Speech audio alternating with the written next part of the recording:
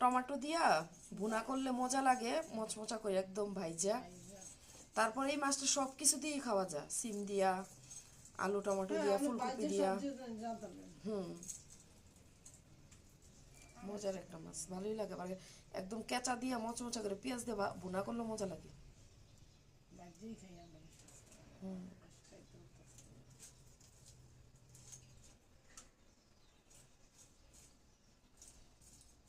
আর একটু পানি দিব বুলটার মধ্যে, ভিজলে তেলে আইসটা উঠবো। হুম,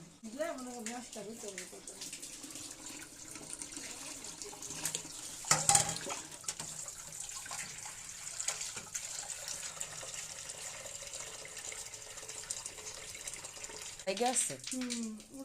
হুম,